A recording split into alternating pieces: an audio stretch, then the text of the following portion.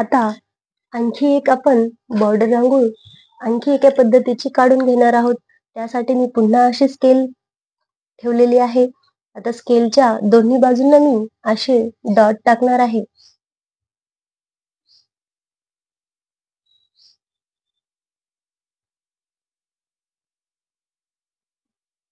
आता हे आणि हे दोन्ही साइडचे अगदी एके रेषेमध्ये ह्या पद्धतीने मी डॉट टाकणार आहे.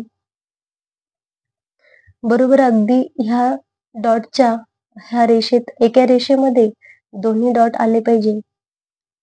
हा डॉट आणि हा डॉट दोन्ही एके रेषेमध्ये आले पाहिजे. अशा पद्धतीने आपण डॉट टाकून घेणार आहोत. आता ह्या पद्धतीने मी सरळ रेषेमध्ये असे डॉट टाकून घेतलेले आहे. आता आपण ही स्केल काढून घेऊया. आता मध्ये थोडासा व्हाईट कलर आपण टाकून घेऊ. अशा पद्धतीने अगदी सारखा पडला पाहिजे, जेणेकरून आपण जे डिझाईन करणार आहोत तर मध्ये स्पेस असा रिकामा नाही दिसला पाहिजे. म्हणून आपण आधीच त्यासाठी व्हाईट कलर अशा पद्धतीने टाकून घेणार आहोत. व्हाईट कलर टाकून झाल्याच्या नंतर मी कॉटनच्या काडीने अशा पद्धतीने ह्या डायरेक्शनला असं ओढून घेणार आहोत. दोन असे केले तर हे इकडच्या डायरेक्शनला हे असे करणार आहेत, जेणेकरून एक सुंदर अशी डिझाईन तयार होते.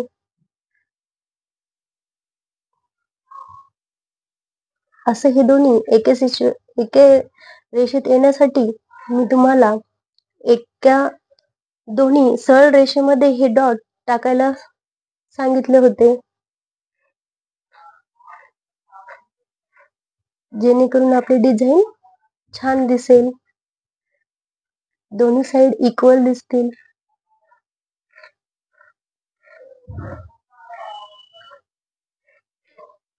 अशा पद्धतीने मी हे दोन्ही साइडनं दोन्ही डायरेक्शननं करून घेतले आहे. किती छान दिसते. आता हे आपण अगदी छोटीशी अशी पण बॉर्डर लाईन ठेवू शकतो. आता यामध्ये मी आणखी डिझाईन ऍड करणार आहे. तुम्ही बघा. आता मी त्यासाठी एक बांगडीचा उपयोग करणार आहे. आता ही बांगडी आपण थोडीशी इकडनं थोडीशी बॉर्डर सोडून देऊन अशी पद्धतीने थोडीशी मध्ये इतका स्पेस सोडल्याच्या नंतर अशी ठेवणार आहोत. आता अशा पद्धतीने आपण एकूण डिझाईन तयार करणार आहोत.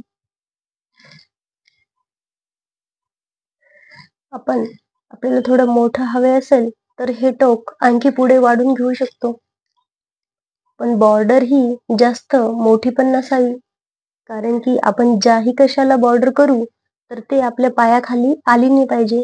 त्यामुळे त्याची डिझाईन अगदी खूप अशी मोठी पण नकोय. अशा पद्धतीने तुम्हाला ही डिझाईन करून दाखवते.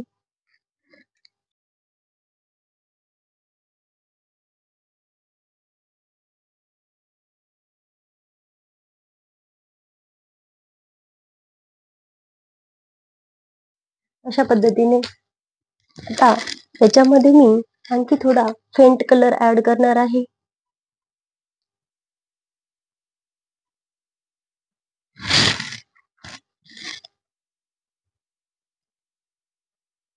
अशा पद्धतीने आता आपण मधून अशी ही छोटीशी अगरबत्तीची काडी आहे, मध्ये एक अशी लाईन ओढून घेणार आहोत. आता ह्या डायरेक्शननं मी अशी डिझाईन करत जाणार आहे. तुम्ही बघा. अशा पद्धतीनं आतून बाहेर आपल्याला ओढायचं आहे. दोन्ही डायरेक्शननं सेम करायचे आहे. बघा किती सुंदर डिझाईन तयार झाली आहे.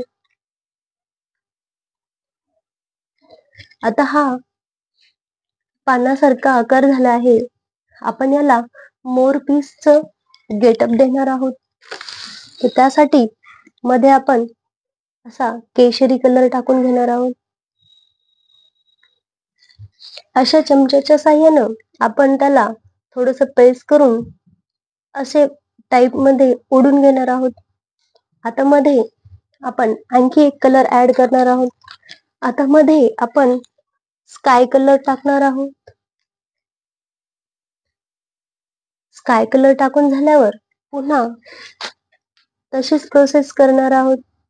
चमच्यानं पुन्हा आपण असं प्रेस करायचं आणि थोडंसं मागे ओढून घ्यायचं. त्यानंतर ब्ल्यू कलर आपण त्याच्यात टाकणार आहोत. बघा किती छान मोरपीस. अशाच पद्धतीने आपण इकडे पण मोरपीस तयार करून घेणार आहोत. अगदी ह्या दोघांच्या मध्ये थोडासा स्पेस सोडायचा आणि अशी बांगडी ठेवून पुन्हा सेम पद्धतीने आपण डिझाईन तयार करून घेणार आहोत.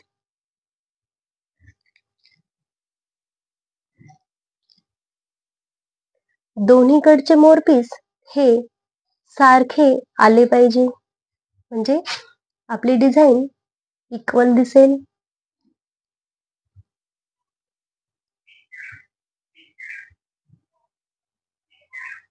पुन्हा सेम पद्धतीने आपण मध्ये हिरवा कलर टाकून घेऊया.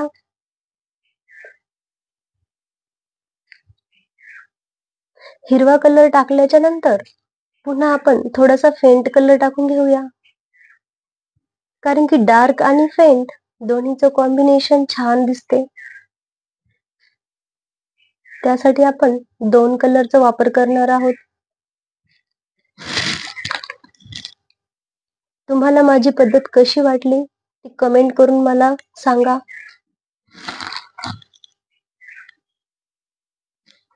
आता पुन्हा आपण त्याच सेम पद्धतीने मधून एक पहिले अशी लाईन ओढून घेऊया. आता ह्या डायरेक्शनने आपण इकडे अशा लाईन ओढून घेऊया, म्हणजे आपल्या मोराचा पीस अगदी सुरेख दिसेल. ह्या पद्धतीने पुन्हा इकडे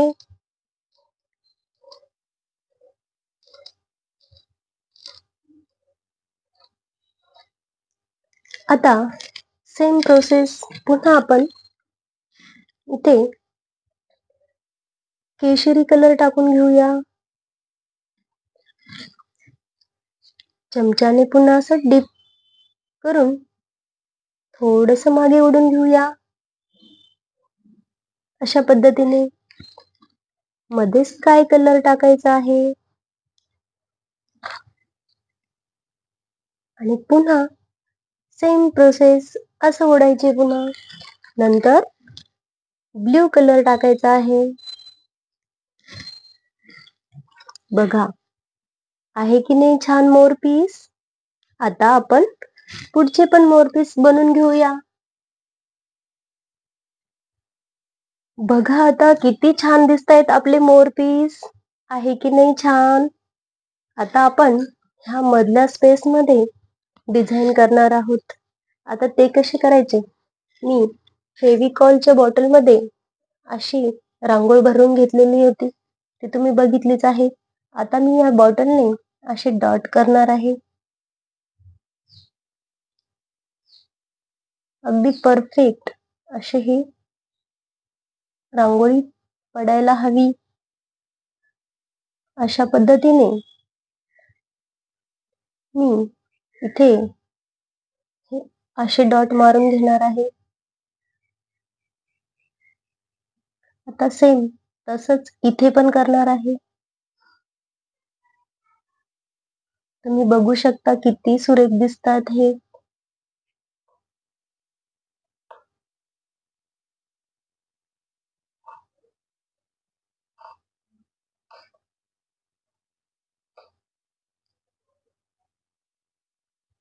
अशा पद्धतीने सगळीकडे आपण डॉट टाकून घेऊया.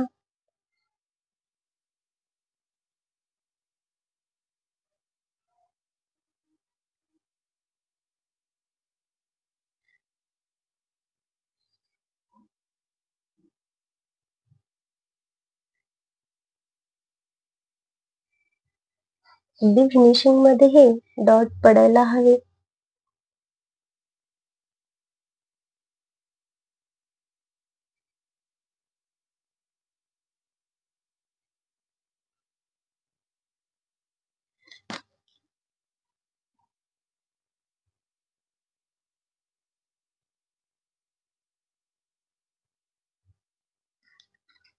आहे की नाही छान? आता याच्यामध्ये आपण अशा पद्धतीने असे होल करून घेऊया, जेणेकरून आपल्या रांगोळीला आणखी वेगळाच लुक येईल.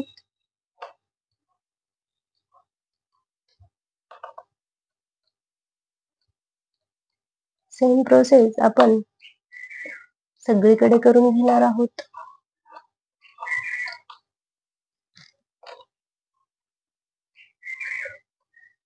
व्हिडिओ आवडला असेल तर चॅनलला लाईक करा, सबस्क्राईब करा आणि शेअर करा आणि कमेंट करायला विसरू नका.